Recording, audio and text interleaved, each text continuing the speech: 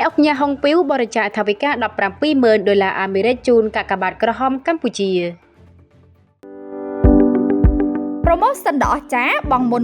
8% ចូលនៅភ្លាមពីបរិយាមេកុងឡែន កុំភ្លេចមកកាន់ការិយាល័យលក់ផ្ទាល់ឥឡូវនេះដើម្បីទទួលបានការផ្ដល់ជូនដ៏ពិសេសពីទូនាំលៀបផ្ទះនាំសំណាងសម្រាប់ព័ត៌មានបន្ថែមសូមទំនាក់ទំនងមកកាន់លេខ 061 955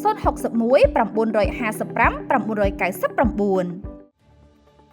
អ្នកអង្គញាហុងពីវម្ចាស់បូរីពិភពថ្មីគ្រប់បានបរិច្ចាគថវិកាចំនួន$17,000ជូនកាកបាទក្រហមកម្ពុជានៅក្នុងឱកាសខួបទី163ទិវាពិភពលោកកាកបាទក្រហមនិងអត្តច័ន្ទក្រហម8ឧសភា2026ក្រៅមូលបត្របន្តរួមកម្លាំងគ្នាដើម្បីមនុស្សធម៌សម្ដេចគតិប្រិទ្ធបណ្ឌិតប៊ុនរ៉ានីហ៊ុនសែនប្រធានកាកបាទក្រហមកម្ពុជាសូមថ្លែងអំណរគុណយ៉ាងជ្រាលជ្រៅបំផុតចំពោះអ្នកអង្គញាហុងពីវដែលបានបរិច្ចាគថវិកាចំនួន$17,000ជូនកាកបាទក្រហមកម្ពុជានៅក្នុងឱកាសខួបលើកទី163ទិវាពិភពលោកកាកបាទក្រហមនិងអត្តច័ន្ទក្រហម8ឧសភាឆ្នាំ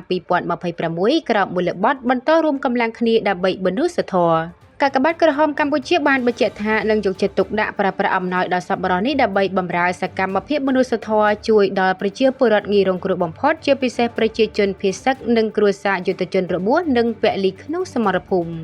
ដើម្បីមានមូលនិធិសម្រាប់បន្តបេសកកម្មមនុស្សធម៌ជាជំនួយការជូនរាជរដ្ឋាភិបាលកាកបាទក្រហមកម្ពុជាសូមអពាហ៍វិនាវចំពោះសម្ដេចឯកឧត្តមលោកជំទាវលោកអ្នកអង្គញាលោកស្រីអ្នកនាងកញ្ញាសប្បុរសជនមកពីគ្រប់មជ្ឈដ្ឋានទាំងក្នុងវិស័យរដ្ឋនិងវិស័យឯកជនសូមមេត្តាបន្តចូលរួមបរិច្ចាគថវិកាសម្ភារៈជូនកាកបាទក្រហមកម្ពុជាដោយសទ្ធាជ្រះថ្លានិងតាមការស្ម័គ្រចិត្តការចូលរួមឧបត្ថម្ភគាំទ្រការងារមនុស្សធម៌តាមរយៈកាកបាទក្រហមកម្ពុជាគឺពិតជាមានគុណតម្លៃណាស់ក្នុងការលើកកម្ពស់ស្មារតីវប្បធម៌នៃការចែករំលែកដែលជាការផ្សារភ្ជាប់រវាងសប្បុរសជនជាមួយអ្នកទទួលផល